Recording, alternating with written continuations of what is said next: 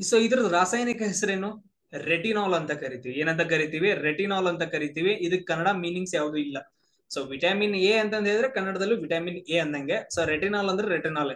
So vitamin ಎದು chemical name, so ರಾಸಾಯನಿಕ ಹೆಸರು ಏನಪ್ಪಾ ಅಂತಂದ ಹೇಳಿದ್ರೆ ರೆಟಿನಾಲ್ ಅಂತಂದ ಹೇಳ್ತೀವಿ. ಇದೂ ಕೂಡ ಕ್ವಶನ್ಸ್ ಗಳನ್ನ ಕೇಳಿದಾರೆ ಸ್ಟೇಟ್ ಎಕ್ಸಾಮ್ ಅಲ್ಲೂ ಕೂಡ, ಸೆಂಟ್ರಲ್ ಎಕ್ಸಾಮ್, ಸೊ ಇವನ್ ಯಾವ ಎಕ್ಸಾಮ್ಸ್ ಅಲ್ಲೂ ಕೇಳ್ಬಹುದು ರೆಟಿನಾಲ್ ಅಂತ ಹೇಳ್ತೀವಿ. ಆಮೇಲೆ ನೋಡ್ರಿ, ತುಂಬಾ ಇಂಪಾರ್ಟೆಂಟ್ ಎಲ್ಲೆಲ್ಲಿ ಆಗತ್ತೆ ಇದನ್ನೆಲ್ಲ ನೆನ್ಪಿಟ್ಕೋಬೇಡ್ರಿ. ಸೊ ನಾನು ಯಾವ್ದು ಹೇಳ್ತೀನಿ ಅದನ್ನಷ್ಟೇ. Vitamin A, retinol important. So ಇದು ಯಾಕೆ ಇಂಪಾರ್ಟೆಂಟ್ ಅಪ್ಪ ಅಂತಂದ ಹೇಳಿದ್ರೆ, ಸೊ ಇದು ಮ್ಯೂಕಸ್ ಮೆಂಬ್ರೇನ್ ಅಲ್ಲಿ ಇರುತ್ತ, ಸ್ಕಿನ್ ಒಳಗಡೆ ಇರುತ್ತ, ಎಪಿಥೀಲಿಯಲ್ ಸೆಲ್ಸ್ ಅಂತಂದ್ ಬರ್ತಾವ ಒಳಗಡೆ, ನಮ್ ಬಾಡಿ ಒಳಗಡೆ, ಆಮೇಲೆ ಹಾರ್ಟ್ ಹತ್ರ ಬರ್ತಾವ, ಕಣ್ಣಲ್ಲಿ ಇರ್ತಾವ, ಆಮೇಲೆ ಬಾಯಿ ಒಳಗಡೆ ಇರ್ತಾವ, ಆಮೇಲೆ ಆರ್ಗನ್ಸ್ ಒಳಗಡೆ ಇರ್ತಾವ, ಆಮೇಲೆ ರೀಪ್ರೊಡಕ್ಷನ್ ಸಿಸ್ಟಮ್ ಐತಾ ಅಲ್ಲಿ ಇರ್ತಾವ. So immune response, immune system ಜಾಸ್ತಿ ಆಗ್ಬೇಕಂತಂದ ಹೇಳಿದ್ರೆ ವಿಟಮಿನ್ ಎ ಬೇಕಾಗುತ್ತೆ. ಅದಕ್ಕೋಸ್ಕರ ನಾವು ಪ್ರೋಟೀನ್ ಎಲ್ಲ ತಿಂತೀವಿ ಗೊತ್ತಾ, ಪ್ರೋಟೀನ್, ಕಾರ್ಬೋಹೈಡ್ರೇಟ್ಸ್. ಸೊ ಬಾಳೆಹಣ್ಣು ತಿಂತೀವಿ. ಸೊ ಇವೆಲ್ಲ ಇದ್ರಲ್ಲೇ ಬರ್ತಾವ, ನೆನ್ಪಿಟ್ಕೊಡ್ರಿ. ಸೊ ಇಲ್ಲೆಲ್ಲ ಕಂಡು ಬರೋದ್ರಿಂದ ವಿಟಮಿನ್ ಎ ತುಂಬಾ ಇಂಪಾರ್ಟೆಂಟ್ ಆಗತ್ತ. ಆಮೇಲೆ ಇದೆಲ್ಲಾದ್ರೂ ಕಡಿಮೆ ಆದ್ರೆ, ವಿಟಮಿನ್ ಎ ಎಲ್ಲಾದ್ರೂ ಕಡಿಮೆ ಆದ್ರೆ ಒಂದು ರೋಗ ಬರುತ್ತಾ, ಅದನ್ನ ನಾವೇನಂತ ಕರಿತೀವಿ? ನೈಟ್ ಬ್ಲೈಂಡ್ನೆಸ್ ಅಂತ ಕರಿತೀವಿ. Night blindness. ಹಗಲ್ ಟೈಮ್ ಕರೆಕ್ಟ್ ಆಗಿ ಕಣ್ ಕಾಣಿಸುತ್ತೆ, ಬಟ್ ಆದ್ರೆ ರಾತ್ರಿ ಟೈಮ್ ಏನು ಕಾಣಿಸಂಗಿಲ್ಲ, ಕಣ್ಣೇ ಕಾಣಿಸಂಗಿಲ್ಲ ರಾತ್ರಿ ಟೈಮ್. ಹಗಲ್ ಕಾಣಿಸ್ತಿದ್ದು ಕಣ್ಣು, ರಾತ್ರಿ ಟೈಮ್ ಎಲ್ಲಾದ್ರೂ ಕಣ್ ಕಾಣಿಸ್ತಿದ್ರೆ ಅವ್ರಿಗೆ ಏನಂತ ನೈಟ್ ಬ್ಲೈಂಡ್ನೆಸ್ ಬಂದ್ರೆ. ಸರ್ ನಮಗೂ ಕಾಣಿಸಲ್ಲಲ್ರಿ ನೈಟ್ ಟೈಮ್ ಅನ್ಬೋದು ನೀವು. ನೈಟ್ ಟೈಮ್ ನಾವು ನೋಡ್ತೀವಿ. ಸೊ ಏನ್ ಮುಂದ್ಗಡೆ ಏನ್ ಹಾದೋಗುತ್ತೆ, ಇಲ್ಲ ಭಯ ಆಗುತ್ತೆ, ಏನಾದ್ರೂ ನೋಡ್ತೀವಿ, ಬಟ್ ಆದ್ರೆ ಅದು ಅವ್ರಿಗೆ ಅದೇ ಅನ್ಸಂಗಿಲ್ಲ. ಸೊ ಇವನ್ ಸ್ವಲ್ಪ ಟಾರ್ಚ್ ಹಾಕಿದ್ರು ಕೂಡ ಅವ್ರಿಗೆ ಕಣ್ ಕಾಣಿಸಂಗಿಲ್ಲ. ಅದಕ್ಕೆ ನಾವು ನೈಟ್ ಬ್ಲೈಂಡ್ನೆಸ್ ಅಂತ ಕರಿತೀವಿ. ನೆನ್ಪಿಟ್ಕೊಡ್ರಿ, ಇದು ಯಾವ್ದು ಕಡಿಮೆ ಆದ್ರೆ ಬರುತ್ತೆ? ವಿಟಮಿನ್ ಎ ಕಡಿಮೆ ಆದ್ರೆ ಈ ರೋಗ ಬರುತ್ತೆ. ಇಂಪಾರ್ಟೆಂಟ್ ಏನು? Vitamin A important, retinol important, ಆಮೇಲೆ ನೈಟ್ ಬ್ಲೈಂಡ್ನೆಸ್ ಇಂಪಾರ್ಟೆಂಟ್. ಅಂದ್ರೆ ರಾತ್ರಿ ಗುರುಡುತನ ಅಂತಂದ್ ಹೇಳ್ತೀವಿ, ರಾತ್ರಿ ಗುರುಡುತನ. ಅದಾದಂದ್ರೆ ವಿಟಮಿನ್ ಎ ಏನೇನ್ ತಿಂದ್ರೆ ಜಾಸ್ತಿ ಆಗತ್ತ? ಜೇನುತುಪ್ಪ ತಿಂದ್ರೆ ಜಾಸ್ತಿ ಆಗತ್ತ, ಹೂಕೋಸು, ಎಗ್ ಅಲ್ಲಿ ವೈಟ್ ಇದು ಬರುತ್ತಲ್ಲ, ಯೆಲ್ಲೋ ಕಲರ್ ಅದು. ಸೊ ಅದಾದ ನಂತರ ನೆಕ್ಸ್ಟ್ ನೋಡ್ರಿ, ಸಮ್ ಹುಳಿ ಪದಾರ್ಥಗಳನ್ನ ತಿಂದ್ರೆ, ಆಮೇಲೆ ಬ್ರೆಡ್ ಅನ್ನ ತಿಂದ್ರೆ, ಸೊ ಆಮೇಲೆ ತರಕಾರಿಗಳನ್ನ ತಿಂದ್ರೆ, ಗಜ್ರಿ ಆಗಿರ್ಬೋದು, ಕ್ಯಾರೆಟ್ ಆಗಿರ್ಬೋದು, ಮೆಣಸಿನ್ಕಾಯಿ ಚಿಲ್ಲಿ ಆಗಿರ್ಬೋದು, ಸೊ ಆಮೇಲೆ ಕೊತ್ತಂಬರಿ ಸೊಪ್ಪುಗಳನ್ನ ತಿಂದ್ರೆ ವಿಟಮಿನ್ ಎ ಜಾಸ್ತಿ ಆಗುತ್ತೆ. ಆಮೇಲೆ ಹಾಲು ಕುಡಿದ್ರೆ ಜಾಸ್ತಿ ಆಗುತ್ತೆ. ಇಷ್ಟನ್ನ ನೀವು ನೆನ್ಪಿಟ್ಕೊಡ್ರಿ, ಮೇನ್ ಇಂಪಾರ್ಟೆಂಟ್ ಏನೇನಂತ ಹೇಳಿ. ಆಮೇಲೆ ನೆಕ್ಸ್ಟ್ ಇನ್ನೊಂದು ತುಂಬಾ ಇಂಪಾರ್ಟೆಂಟ್ ಬರುತ್ತಾ, ವಿಟಮಿನ್ ಬಿ ಅಂತಂದ ಹೇಳ್ತೀವಿ. ವಿಟಮಿನ್ ಬಿ ಅಲ್ಲಿ ಮತ್ತೆ ಟೈಪ್ಸ್ ಮಾಡ್ತೀವಿ, ಅದರಲ್ಲಿ ವಿಟಮಿನ್ ಬಿ 1 ತುಂಬಾ ಇಂಪಾರ್ಟೆಂಟ್. ವಿಟಮಿನ್ ಬಿ 1 ನಾವೇನಂತ ಕರಿತೀವಿ ಅಂದ್ರೆ, ರಾಸಾಯನಿಕ ಹೆಸರು ಥೈಮೀನ್ ಅಂತ ಕರಿತೀವಿ. ಏನಂತ ಕರಿತೀವಿ? ಥೈಮೀನ್. ಸೊ ಇಲ್ಲಿ ಏನಂತ ಹೇಳಿದ್ರೆ, ಯಾಕೆ ಇಂಪಾರ್ಟೆಂಟ್ ಅಂತ ಹೇಳಿದ್ರೆ, ಮೇನ್ ಇಂಪಾರ್ಟೆಂಟ್ ಮೆಟಬಾಲಿಸಮ್. ನಾವು ಏನೇನೋ ತಿಂತೀವಿ. ಫಾರ್ ಎಕ್ಸಾಂಪಲ್ ಇವಾಗ ಹುಡುಗರಾಗಿರ್ಬೋದು, ಹುಡುಗಿರಾಗಿರ್ಬೋದು, ಹುಡುಗರು ನಾವೇನ್ ತಿಂತೀವಿ? ಮನ್ಯಾಗ ಏನಿರುತ್ತೆ ಅದನ್ನೆಲ್ಲ ತಿಂತೀವಿ. ಆಮೇಲೆ ಚಿಕನ್ ತಿಂತೀವಿ, ಎಗ್ ತಿಂತೀವಿ, ಎಗ್ ಪಪ್ಸ್ ತಿಂತೀವಿ, ಹೊರಗಡೆ ಹೋಗಿ ದೋಸ್ತುಗಳ ಜೊತೆ ಏನೇನೋ ಮಾಡ್ತೀವಿ. ಆಮೇಲೆ ಹುಡುಗಿರು ಸೊ ಎಲ್ಲಾ ತರದ್ ಏನಂತಂದ ಹೇಳಿದ್ರೆ, ಪಿಜ್ಜಾ, ಬರ್ಗರು, ಏನ್ ಹಾಳ್ ಮೂಳ ಇರ್ತಿಲ್ಲ ಎಲ್ಲಾ ತಿಂದಿರ್ತಾರೆ. ಅದೆಲ್ಲ ಮೆಟಬಾಲಿಸಮ್ ಆಗ್ಬೇಕಲ್ಲ, ಅಂದ್ರೆ ಎಲ್ಲಾನು ಜೀರ್ಣಕ್ರಿಯೆ ಆಗ್ಬೇಕಲ್ಲ. ಸೊ ಆ ಕ್ರಿಯೆಗೆ ಹೆಲ್ಪ್ ಮಾಡ್ಬೇಕಂತಂದ ಹೇಳಿದ್ರೆ ವಿಟಮಿನ್ ಬಿ 1 ತುಂಬಾ ಅವಶ್ಯಕತೆ ಆಗಿರುತ್ತೆ. ಅದನ್ನ ನಾವ್ ಏನಂತ ಕರಿತೀವಿ? ಥೈಮಿನ್ ಅಂತ ಕರಿತೀವಿ. ಆಮೇಲೆ ನರ್ವ್ ಫಂಕ್ಷನ್, ನರ್ವ್ಗಳು ಫುಲ್ ಸ್ಟ್ಯಾಂಡರ್ಡ್ ಆಗಿ ಫುಲ್ ಆಕ್ಟಿವ್ ಆಗಿರ್ಬೇಕಂದ್ರೆ, ಈಗ ಹೇಳ್ತಾರಲ್ಲ, ಸುಮ್ ಸೈಲೆಂಟ್ ಆಗಿ ಕೂತ್ರ ಯಾಕೆ ನರ ಸತ್ತಂಗದಿ ಅಂತಂದ್ರೆ, ಅವ್ನಿಗೆ ವಿಟಮಿನ್ ಬಿ 1 ಕೊಡ್ರಿ, ಸ್ಟ್ರಾಂಗ್ ಆಗ್ತಾ. ಸೊ ನರ್ವ್ ಫಂಕ್ಷನ್ ಏನಂದ್ರೆ ತುಂಬಾ ಆಕ್ಟಿವ್ ಆಗಿರ್ಬೇಕು. ಸೊ ಅದನ್ನ ನಾವೇನಂತ ಕರಿತೀವಿ ಅಂದ್ರೆ ವಿಟಮಿನ್ ಬಿ 1 ನೀಡ್ ಇರುತ್ತೆ. ಸೊ ಇದೆಲ್ಲಾದ್ರೂ ವಿಟಮಿನ್ ಬಿ 1 ಕಡಿಮೆ ಆದ್ರೆ, ಅಥವಾ ವಿಟಮಿನ್ ಬಿ ಕಡಿಮೆ ಆದ್ರೆ ನಮ್ಗೆ ಯಾವ ರೋಗ ಬರುತ್ತಾ? ಬೇರಿ ಬೇರಿ ರೋಗ ಬರುತ್ತೆ. ಇಲ್ಲಿ ನೋಡಿರ್ಬೋದು ನೀವು ಇಮೇಜ್ ಅಲ್ಲಿ. ಬೇರಿ ಬೇರಿ ರೋಗ ಅಂತಂದ ಹೇಳಿದ್ರೆ ಫುಲ್ ಸೊಳಕೆ ಆಗಿ ಬಿಟ್ಟಿರ್ತಾನ, ವೇಟ್ ಕಡಿಮೆ ಆಗತ್ತ, ಕೈಕಾಲೆಲ್ಲ ಎಲ್ಲ ಒಂಥರ ರಕ್ತಿಲ್ದಾರ ತರ ಆಗಿಬಿಡುತ್ತ. ಸೊ ಏನಂತಂದ ಹೇಳಿದ್ರೆ ಗ್ರೋತ್ ಕಡಿಮೆ ಆಗತ್ತ. ಸೊ ಇದು ಬೇರೆ ಬೇರೆ ರೋಗ ಅಂತಂದ ಹೇಳ್ತೀವಿ. ಆಮೇಲೆ ಏನೇನ್ ತಿಂದ್ರೆ ಬರುತ್ತ ನೋಡ್ರಿ, ಇಲ್ಲೆಲ್ಲಾ ಡೈಗ್ರಾಮ್ಸ್ ಅಲ್ಲಿ ಏನೇನ್ ಇದಾವಲ್ಲ ಅವನ್ನೆಲ್ಲ ತಿಂದ್ರೆ ಬರುತ್ತ. ಪೋರ್ಕ್, ಅದಾದ ನಂತರ ನೆಕ್ಸ್ಟ್ ಓಲ್ ಮೀಲ್ ಅಂತಂದ ಹೇಳ್ತೀವಿ. ಗ್ರೇನ್ಸ್ ಗಳಂತಂದ ಹೇಳಿದ್ರೆ ಆಹಾರ ಧಾನ್ಯಗಳನ್ನ ತಿಂದ್ರೆ, ರೈಸ್ ತಿಂದ್ರೆ, ವೆಜಿಟೇಬಲ್ಸ್, ಪೊಟ್ಯಾಟೊ, ಸೊ ಎಗ್ ಗಳನ್ನ ತಿಂದ್ರೆ ಏನಂತ ಹೇಳಿದ್ರೆ ವಿಟಮಿನ್ ಬಿ ಸಿಗುತ್ತೆ. ಇಲ್ಲಿ ಇಂಪಾರ್ಟೆಂಟ್ ಏನು? ಥೈಮೀನು, ವಿಟಮಿನ್ ಬಿ 1, ಆಮೇಲೆ ಬೇರೆ ಬೇರೆ ರೋಗ. ಸೊ ಅದಾದ ನಂತರ ನೋಡ್ರಿ, ಇವಾಗ್ಲೇ ನೆನ್ಪಿಟ್ಕೊಳ್ರಿ, ವಿಟಮಿನ್ ಬಿ ಅಲ್ಲಿ ಮತ್ತೆ ನಾವ್ ಏನ್ ಮಾಡ್ತೀವಿ ಅಂದ್ರೆ ಟೈಪ್ಸ್ ಮಾಡ್ತೀವಿ. ಅದ್ರಲ್ಲಿ ಫಸ್ಟ್ ಒನ್ ಯಾವ್ದು? ಬಿ 1 ಥೈಮೀನ್ ಅಂತ ಕರಿತೀವಿ. ಸೊ ಅದು ಯಾವ ರೋಗ ಬರುತ್ತೆ? ಬೇರೆ ಬೇರೆ ರೋಗ ಬರುತ್ತೆ. ನೆಕ್ಸ್ಟ್ ಬಿ 2 ಅಂತ ಹೇಳ್ತೀವಿ. ವಿಟಮಿನ್ ಬಿ 2 ಅದರ ರಾಸಾಯನಿಕ ಹೆಸರು ರೈಬೋಫ್ಲೆವಿನ್. ಸೊ ಇದನ್ನ ನಾವು ಯಾವ ರೋಗ ಬರುತ್ತೆ ಕಡಿಮೆ ಆದ್ರೆ? ಸೊ ಇಲ್ಲಿ ಏನಿದೆ ಅಂತಂತ ಹೇಳಿದ್ರೆ ಎರಿಬೋಫ್ಲೋವೆನಿಸಿಸ್ ಅಂತ ಇದೆ, ಎರಿಬೋಫ್ಲೋವೆನಿಸಿಸ್ ಅಂತ ಬರುತ್ತೆ. ಆಮೇಲೆ ಬಿ 3 ಅಂತ ಇದೆ, ನಿಯಾಸಿನ್ ಅಂತ ಕರಿತೀವಿ. ಆಮೇಲೆ ಇದು ಕಡಿಮೆ ಆದ್ರೆ ಪೆಲಾಗ್ರ ಅಂತ ರೋಗ ಬರುತ್ತೆ. ಆಮೇಲೆ ನೆಕ್ಸ್ಟ್ ನೋಡ್ರಿ, ಬಿ 5 ಅಂತ ಇದೆ, ಪ್ಯಾಂಥೋನಿಕ್ ಆಸಿಡ್ ಅಂತಂದ್ ಹೇಳ್ತೀವಿ. ಇದು ಕಡಿಮೆ ಆದ್ರೆ ಪ್ಯಾರಸ್ಥೇಸಿಯಾ ಅಂತಂದ್ ಬರುತ್ತೆ. ಆಮೇಲೆ ಬಿ 6 ಅಂತಂದ್ ಹೇಳ್ತೀವಿ, ಪಿರಿಡಾಕ್ಸಿನ್. ಬಿ 6 ಅಂತಂದ್ರೆ ರಾಸಾಯನಿಕ ಹೆಸರು. ಇವೆಲ್ಲ ಏನಂದ್ರೆ ಅವುಗಳ ರಾಸಾಯನಿಕ ಹೆಸರುಗಳು.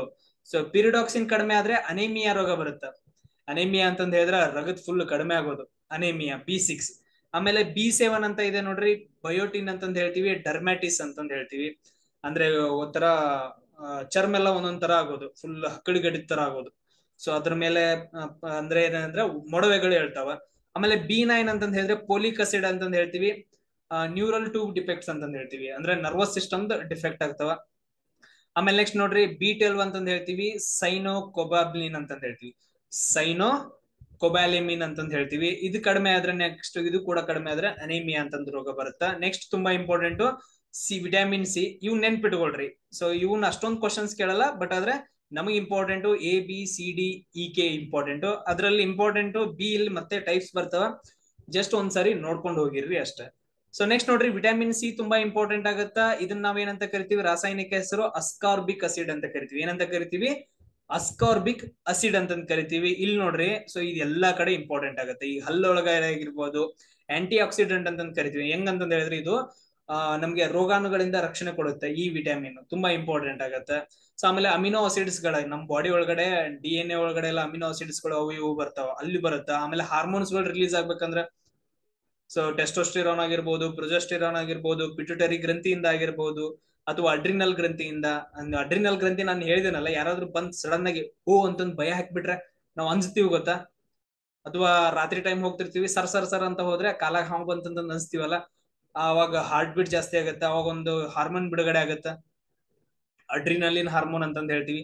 ಆ ಹಾರ್ಮೋನ್ ಗಳೆಲ್ಲ ರಿಲೀಸ್ ಆಗ್ಬೇಕಂದ್ರೆ ವಿಟಮಿನ್ ಸಿ ತುಂಬಾ ಇಂಪಾರ್ಟೆಂಟ್ ಆಗುತ್ತೆ. ಆಮೇಲೆ ಇಮ್ಯೂನ್ ಫಂಕ್ಷನ್ಸ್, ನಮ್ದು ಬಾಡಿ ರಕ್ಷಣಾತ್ಮಕ ಕಾರ್ಯಗಳು ಚೆನ್ನಾಗಿರ್ಬೇಕಂದ್ರೆ ವಿಟಮಿನ್ ಸಿ ತುಂಬಾ ಇಂಪಾರ್ಟೆಂಟ್ ಆಗತ್ತ.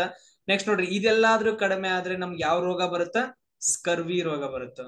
ಸ್ಕರ್ವಿನ ರಿಕೆಟ್ಸ್, ಎಸ್ ಯಾವ ರೋಗ ಬರುತ್ತೆ ನೋಡ್ರಿ. ಸೊ ವಿಟಮಿನ್ ಸಿ ಕಡಿಮೆ ಆಗೋದ್ರಿಂದ, ನಾನು ತುಂಬಾ ಸಾರಿ ಹೇಳಿದೀನಿ, ವಿಟಮಿನ್ ಸಿ ಕಡಿಮೆ ಆಗೋದ್ರಿಂದ ಯಾವ ರೋಗ ಬರುತ್ತಾ, ವಿಟಮಿನ್ ಸಿ ಕಡಿಮೆ ಆಗೋದ್ರಿಂದ ಯಾವ ರೋಗ ಬರುತ್ತಾ.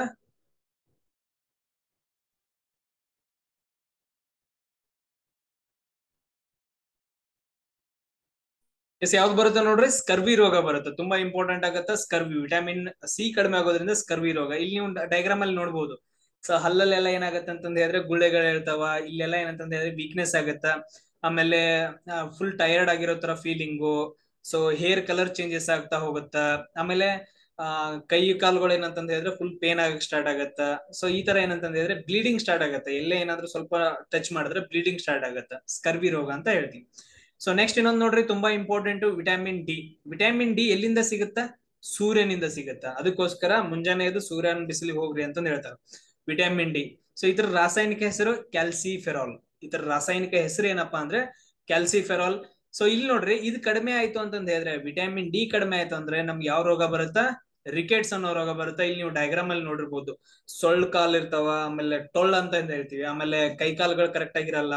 ಸೊ ಕೈ ಕಾಲು ಎರಡು ಹೇರುಪೇರು ಆಗಿರ್ತಾವ ಗ್ರೋತ್ ಅಲ್ಲಿ, ಒಂದ್ ಉದ್ದ ಇರುತ್ತೆ, ಒಂದ್ ಗಿಡದಾಗಿರುತ್ತ. ಆಮೇಲೆ ವೀಕ್ನೆಸ್ ಇರುತ್ತ, ಬೋನ್ಸ್ ಎಲ್ಲ ಫುಲ್ ವೀಕ್ ಆಗಿರ್ತಾವ, ಜೆನೆಟಿಕ್ ಕಾಸ್ ಆಗುತ್ತ. ಆಮೇಲೆ ನೆಕ್ಸ್ಟ್ ನೋಡ್ರಿ, ಬೆಂಡ್ ಆಗಿರೋ ಲೆಗ್ ಮತ್ತು ಆರ್ಮ್ಸ್ ಗಳಾಗ್ತಾವ. ಸೊ ಈ ತರ ಏನಂತಂದ್ ಹೇಳಿದ್ರೆ ರಿಕೆಟ್ಸ್ ರೋಗ ಬರುತ್ತ. ತುಂಬಾ ಇಂಪಾರ್ಟೆಂಟ್ ಆಗತ್ತ. ಸೊ ಇಲ್ಲಿ ನೋಡ್ರಿ, ಬೇಳೆಕಾಳುಗಳನ್ನ ತಿನ್ನೋದ್ರಿಂದ, ಮಾಂಸವನ್ನ ತಿನ್ನೋದ್ರಿಂದ, ಸೊ ಎಲ್ಲಾ ತರದ ವೆಜಿಟೇಬಲ್ಸ್ ಗಳು ತಿನ್ನೋದ್ರಿಂದ, ಆಮೇಲೆ ಸೂರ್ಯನ ಬಿಸಿಲಿನಿಂದ ನಮ್ಗೆ ಏನ್ ಸಿಗುತ್ತೆ ಅಂದ್ರೆ ವಿಟಮಿನ್ ಡಿ ಸಿಗುತ್ತೆ. ತುಂಬಾ ಇಂಪಾರ್ಟೆಂಟ್. ಅದಾದ ನಂತರ ತುಂಬಾ ಇಂಪಾರ್ಟೆಂಟ್ ಇನ್ನೊಂದು ಬರುತ್ತೆ, vitamin E. So vitamin E ಕಡಿಮೆ ಅಂದ್ರೆ, ವಿಟಮಿನ್ ಇ ರಾಸಾಯನಿಕ ಹೆಸರೇನು, ಟೋಕೋಫೆರಾಲ್. ಸೊ ವಿಟಮಿನ್ ಇ ರಾಸಾಯನಿಕ ಹೆಸರು ಏನಪ್ಪಾ ಅಂದ್ರೆ ಟೋಕೋಫೆರಾಲ್ ಅಂತಂದ್ ಹೇಳ್ತೀವಿ. ಇದು ಕೂಡ ಇಮ್ಯೂನ್ ಸಿಸ್ಟಮ್ ಅಲ್ಲಿ ವರ್ಕ್ ಮಾಡುತ್ತಾ. ಆಮೇಲೆ ಚೈನ್ ರಿಯಾಕ್ಷನ್ಸ್, ಇವಾಗ ಸೆಲ್ ಡಿವಿಷನ್ಸ್ ಎಲ್ಲ ಆಗ್ತಿರ್ತಾವಲ್ಲ, ಅಲ್ಲಿ ಏನಂತಂದ್ ಹೇಳಿದ್ರೆ ಸೊ ಇದು ಪ್ರೊಟೆಕ್ಷನ್ ನೀಡುತ್ತೆ. ಆಮೇಲೆ ಫ್ಯಾಟಿ ಆಸಿಡ್ಸ್ ಗಳಿಗೆಲ್ಲ ಏನಂತಂದ್ ಹೇಳಿದ್ರೆ ಇದು ಒಂಥರ ರಕ್ಷಣೆಯನ್ನ ನೀಡುತ್ತೆ. ಆಮೇಲೆ ಸೆಲ್ ಮೆಂಬ್ರೇನ್ ಆಗಿ ಕೂಡ ಇದು ಯೂಸ್ ಆಗುತ್ತೆ, ವರ್ಕ್ ಆಗುತ್ತೆ. ಸೆಲ್ ಮೆಂಬ್ರೇನ್ಸ್ ಗಳಿಗೆ ಶಕ್ತಿಯನ್ನ ನೀಡುತ್ತೆ ವಿಟಮಿನ್ ಇ. ಸೊ ಇದರ ರಾಸಾಯನಿಕ ಹೆಸರೇನು, ಟೋಕೋಫೆರಾಲ್ ಅಂತಂದ್ ಹೇಳ್ತೀವಿ. ಇದೆಲ್ಲಾದ್ರೂ ಕಡಿಮೆ ಆದ್ರೆ, ವಿಟಮಿನ್ ಇ ಕಡಿಮೆ ಆದ್ರೆ ನಮ್ಗೆ ಏನಾಗತ್ತಂದ್ರೆ ಬಂಜೆತನ ಉಂಟಾಗತ್ತ. ಬಂಜೆತನ ಅಂತಂದ್ ಹೇಳಿದ್ರೆ ಸ್ಟೆರಿಲಿಟಿ ಅಂತಂದ್ ಹೇಳ್ತೀವಿ, ಸ್ಟೆರಿಲಿಟಿ, ಬಂಜೆತನ. ಸೊ ಮಕ್ಕಳಾಗಂಗಿಲ್ಲ.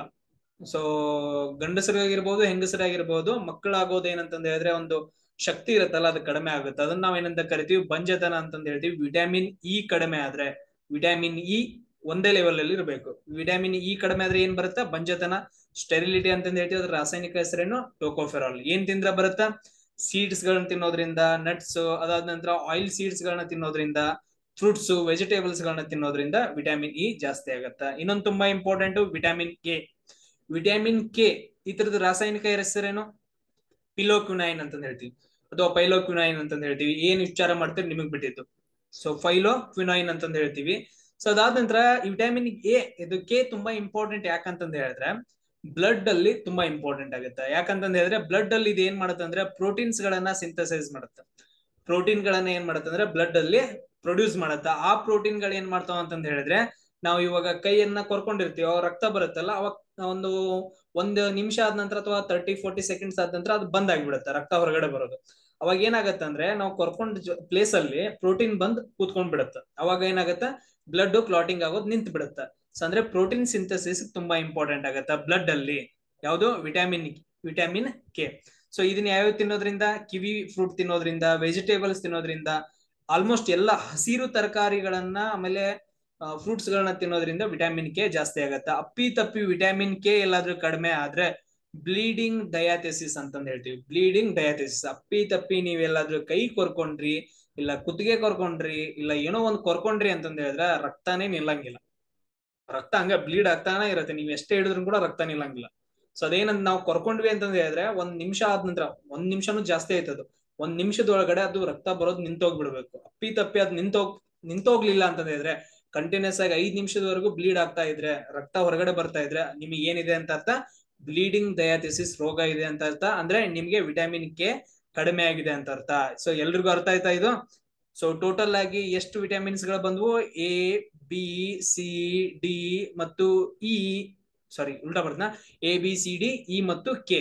ಸೊ ಇವ್ರದ್ದು ರಾಸಾಯನಿಕ ಹೆಸರೇನು, ಅದಾದ ನಂತರ ನೆಕ್ಸ್ಟ್ ಯಾವ ರೋಗಗಳು ಬರ್ತಾವ ಕಡಿಮೆ ಆದ್ರೆ, ಆಮೇಲೆ ಯಾವ ತಿಂಡಿಗಳನ್ನ ತಿಂದ್ರೆ ಜಾಸ್ತಿ ಆಗತ್ತೆ, ಇಷ್ಟ ನೆನ್ಪಿಟ್ಕೊಡ್ರಿ. ಇನ್ನೊಂದು ಬರುತ್ತಾ ಐರನ್.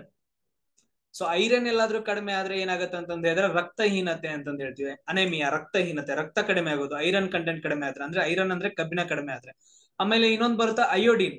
ಅಯೋಡಿನ್ ಕಡಿಮೆ ಆದ್ರೆ ನಮ್ಗೆ ಏನ್ ಬರುತ್ತೆ ಅಂದ್ರೆ ಗಾಯ್ಟರ್ ರೋಗ ಅಂತಂದ್ ಹೇಳ್ತೀವಿ. ಅಂದ್ರೆ ಇಲ್ಲಿ ಕುತ್ತಿಗೆ ಹತ್ರ ಫುಲ್ ದೊಡ್ಡ ಗಂಟೆ ಆಗತ್ತಲ್ಲ, ಸರಳ ಗಾಯ್ಟರ್ ಅಂತಂದ್ ಹೇಳ್ತೀವಿ. ಸೊ ಆ ರೋಗ ಬರುತ್ತೆ. ಅದೇ ತರ ನೋಡ್ರಿ, ಮ್ಯಾಗ್ನೇಷಿಯಂ ಕಡಿಮೆ ಆಗೋದ್ರಿಂದ ಹಲವಾರು ರೋಗಗಳಿದಾವೆ. ಬಟ್ ಆದ್ರೆ ಇವು ಇಷ್ಟು ಇಂಪಾರ್ಟೆಂಟ್ ಆಗ್ತಾವ. ಇವುಗಳನ್ನ ಒಂದೇನ ಮಾಡ್ರಿ, ಸೊ ಲಿಸ್ಟ್ ಅನ್ನ ಮಾಡ್ಕೊಡ್ರಿ. ನೆಕ್ಸ್ಟ್ ಕ್ಲಾಸ್ ಅಲ್ಲಿ ಮತ್ತೆ ಸಿಗೋಣ. ಜೈ ಹಿಂದ್.